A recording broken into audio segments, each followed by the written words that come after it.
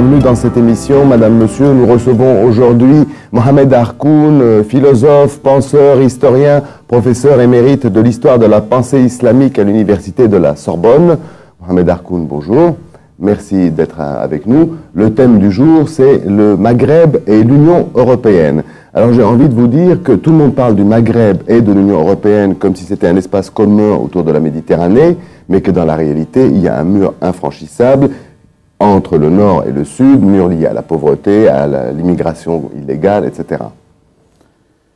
Eh bien, ça c'est un immense sujet qui engage notre avenir immédiat. L'avenir du Maghreb, l'avenir du Proche-Orient, parce que ce grand espace historique est lié historiquement, culturellement, est lié par les références religieuses et philosophiques à l'Europe.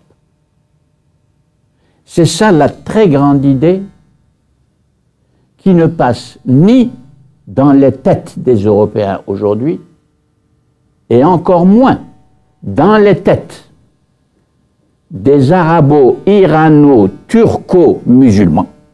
Voilà comment il faut pour désigner tout le monde. Ça n'est pas une affaire arabe. Ça n'est pas une affaire turque. Ça n'est pas une affaire iranienne. Dans le long terme de l'histoire, dont il faut absolument tenir compte pour savoir qui nous sommes et d'où nous parlons les uns et les autres. Cette page d'histoire et ces références sont effacées aussi bien du côté européen que du côté, c'est pas la peine de répéter, les trois arabo-irano-turco-musulmans.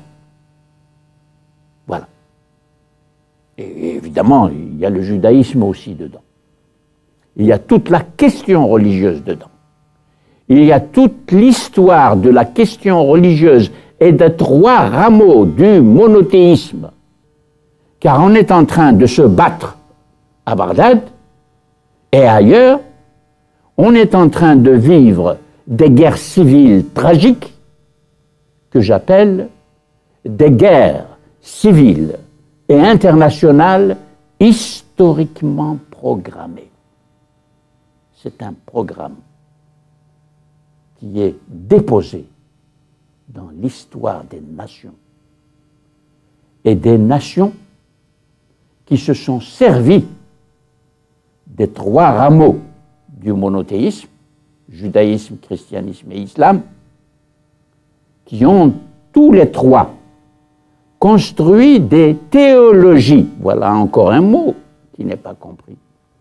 Il y a un lien intime entre les théologies construites par des intellectuels et des chercheurs et des exégètes dans les trois religions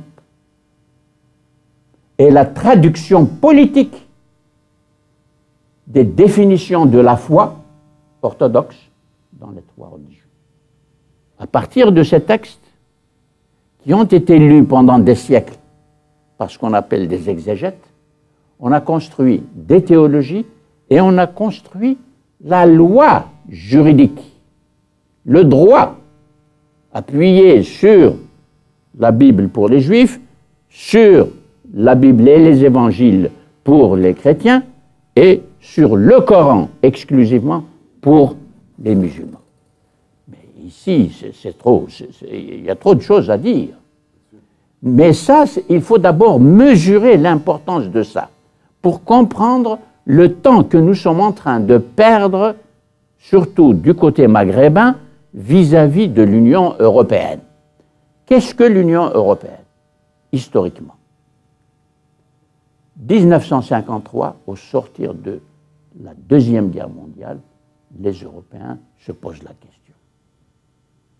Comment se fait-il que l'Europe occidentale, qui a généré la grande coupure intellectuelle et scientifique que nous appelons la modernité, depuis le XVIIIe siècle.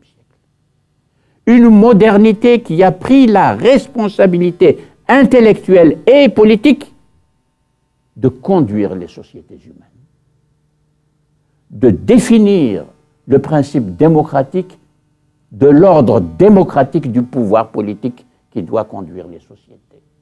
C'est cela la modernité.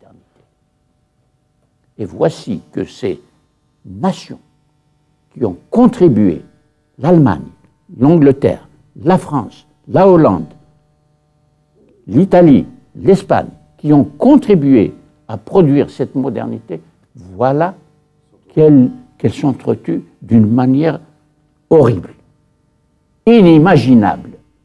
Plus question d'humanisme, plus question de réflexion, plus question de valeurs démocratiques, rien. La Deuxième Guerre mondiale, c'est inouï. Donc ils ont décidé de se forcer à vivre ensemble. Ils ont dit, mais c'est pas possible que nous soyons comme ça. Voilà. C'est une contradiction mortelle. Vivons ensemble. Vivons ensemble. Et pour vivre ensemble, il va falloir faire quelque chose qui est une révolution dans la tête de tous les Européens. Une deuxième révolution, la première étant la modernité au XVIIIe siècle.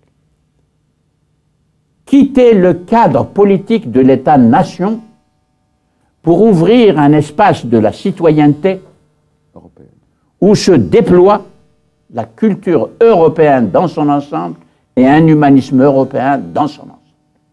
C'est magnifique. Ça prouve de l'énergie intérieure.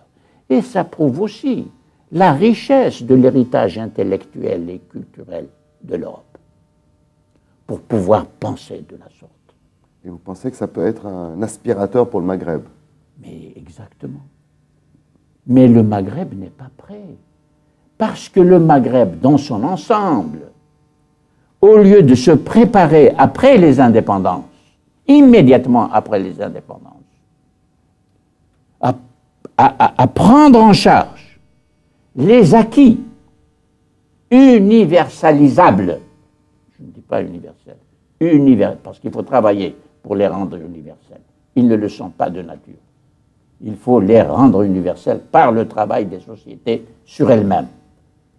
Au lieu de prendre conscience que la langue arabe, que la pensée islamique ont vécu pendant 7 siècles sans se poser de problèmes intellectuels, sans se référer à aucune théologie, sans se référer à aucune philosophie, sans s'inquiéter de la construction du droit moderne de la démocratie. C'est ça la réalité historique. Un trou immense s'est creusé. Et donc, au lieu de faire, de prendre conscience et de prendre en charge les sociétés pour les mettre sur le chemin de cette histoire qui commence en Europe en 1953, on a fait une régression intellectuelle et culturelle.